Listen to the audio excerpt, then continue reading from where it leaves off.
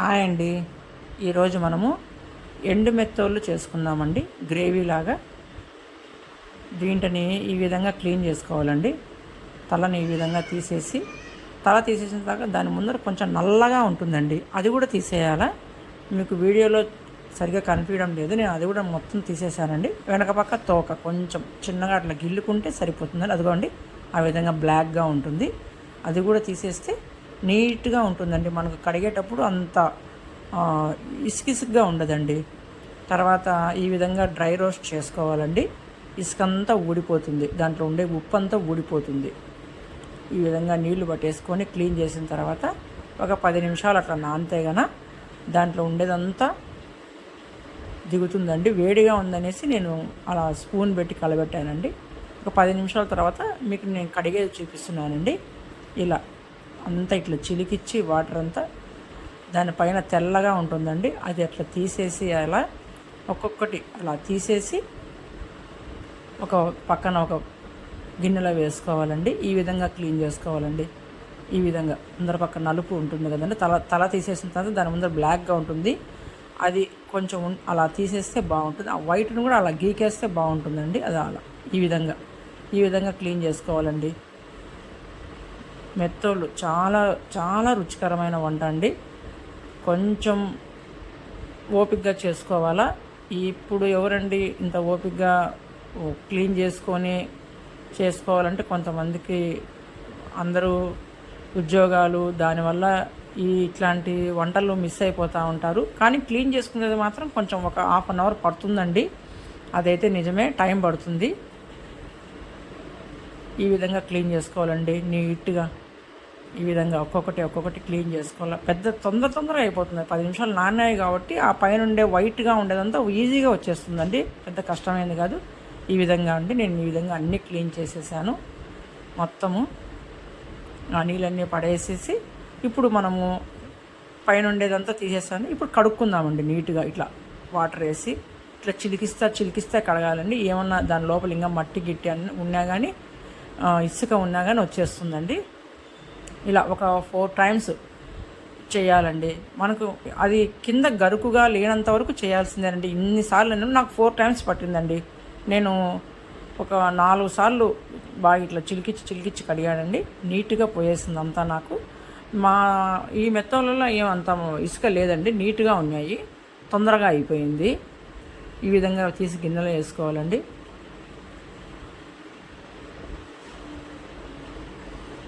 చూడండి, ఈ విధంగా ఇలా కడిగేసుకొని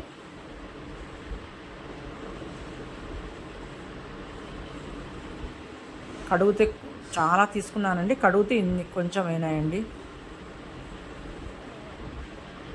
ఇది 3rd టైం అండి. అప్పటికే చాలాసార్లు కింద ఇసుక చాలా ఉండిందండి, అంత క్లీన్ చేసినా కానీ. ఇదో చూడండి, చూపిస్తున్నాను. ఇంత ఉన్నింది. ఇది 3rd టైం అండి. ఇంత ఉన్నింది అంత డస్ట్ అంతా.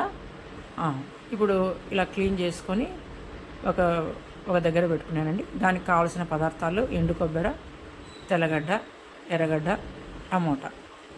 అంతేనండి. 3 టమోటాలు తీసుకున్నానండి చిన్నవి. ఒక ఆనియన్ పెద్దది తీసుకున్నాను. ఒక చిన్న కప్పుతో కొబ్బరి, ఒక చిన్న తెల్లగడ్డ తీసుకున్నానండి. పసుపు, ఉప్పు, ధనియాల పొడి, మిరప్పొడి. ఈ కొబ్బరి తెల్లగడ్డ మిక్సీ చేసుకుందామండి. ఏం లేదండి, సింపుల్. కడుక్కునేది ఒక్కటే పెద్ద పని, కానీ దీనికి ఏం లేదండి. కొబ్బరి తెల్లగడ్డ మిక్సీకి వేసుకోవాలా, మెత్తగా వేసేసుకొని ఈ విధంగా వేసేసుకోవాలండి మెత్తగా.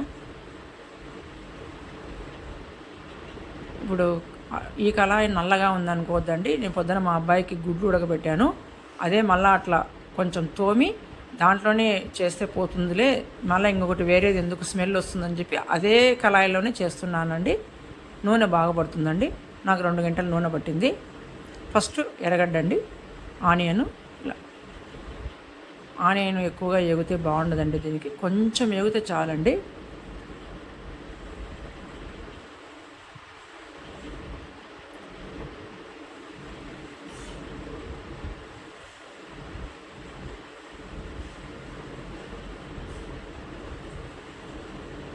ఇది వేగినాక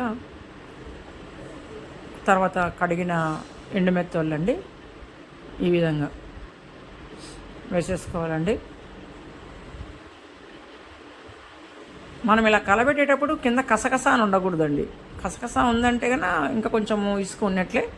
మనకు కలబెట్టేటప్పుడు తెలిసిపోతుంది ఎలా కడిగాము అనేసి. ఈ విధంగా అండి.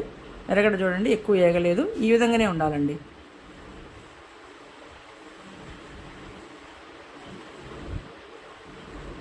ఈ విధంగా అండి బాగా ఏనాయండి. చూడండి, నాకు ఈ స్పూన్తో మీకు ప్రీవియస్ వీడియోలో కూడా చెప్పాను కదండి, ఇదే స్పూన్ ఉంటుంది ఉప్పులో. నాకు 4 స్పూన్లు ఉప్పు పట్టిందండి మొత్తంగా.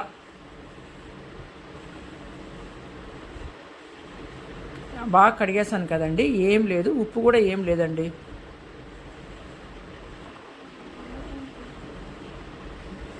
ఇదిగోండి, నూనెలోనే బాగా వేగిపోయాయి. కొంచెం అంత పసుపు,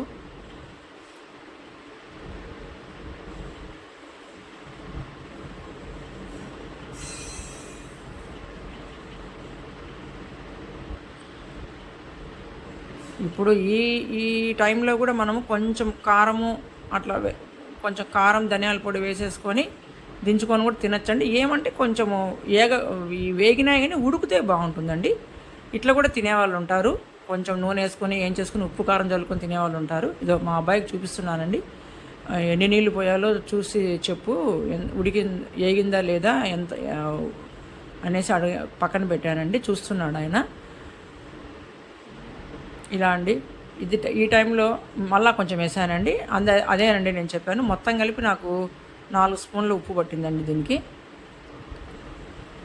ఇలానే కొంచెం ఉప్పు కారం వేసేసుకొని కొంచెం ధనియాల పొడి వేసేసుకుంటే బాగుంటుందండి, తినేయచ్చు.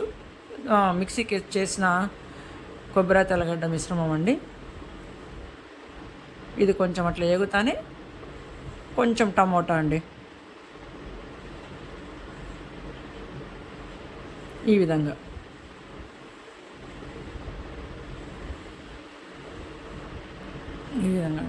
ఈ విధంగా అండి. దీనికి కొంచెము మగ్గినట్టు ఉండాలండి. టమోటా ఎక్కువ మగ్గించినా కూడా మనకు బాగుండదు. అన్నంలో కలుపుకొని తింటామంటే టమోటా వస్తే బాగుంటుందండి. అందుకే నేను ఎక్కువ స్మాష్ చేయలేదు టమోటాని. దీనికి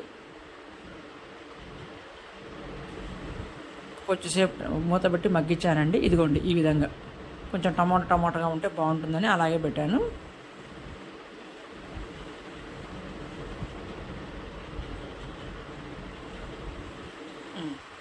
ఈ విధంగా అండి.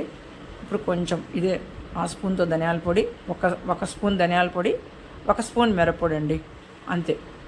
ఫుల్గా వేసానండి. ఇదే స్పూనే అండి.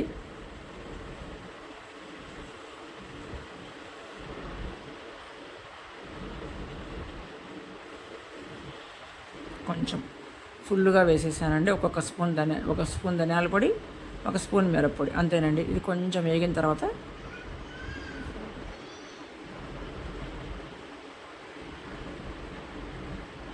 కారం వాసన పోయే వరకు అట్లా వేయించుకొని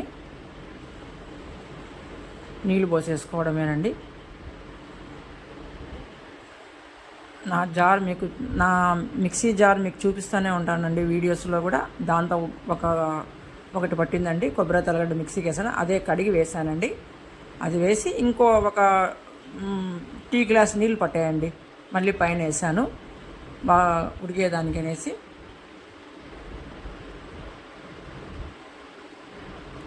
ఇంకొన్ని వేసానండి నీళ్ళు. చూడండి ఎంత బాగుందో, కలర్ఫుల్గా చాలా బాగుంది. కారం ఎక్కువ ఏం లేదండి, చాలా బాగుంది. ఒకసారి ట్రై చేయండి. అసలు ఎండుమెత్తోళ్ళు అంటేనే రుచికరమైన వంట అండి. అది కడుక్కోవడం ఒకటే కొంచెం పనిగా ఉంటుంది. ఇలా మూత పెట్టుకొని ఉడికిచ్చేసుకుందామండి. ఇదిగోండి, ఇలా గుజ్జుగా మాకు అన్నంలో కలుపుకునే బాగుంటుందనేసి ఇలా గుజ్జుగా చేశానండి. చాలా బాగా వచ్చింది, చాలా బాగుంది. ఒకసారి మీరు కూడా ట్రై చేయండి. కడుక్కోవడం ఒకటే పని అండి, చేసుకొని తింటే మాత్రం చాలా రుచిగా ఉంటుంది, చాలా బాగుంటుంది. హెల్దీ ఫుడ్ అండి. Okay, thank you.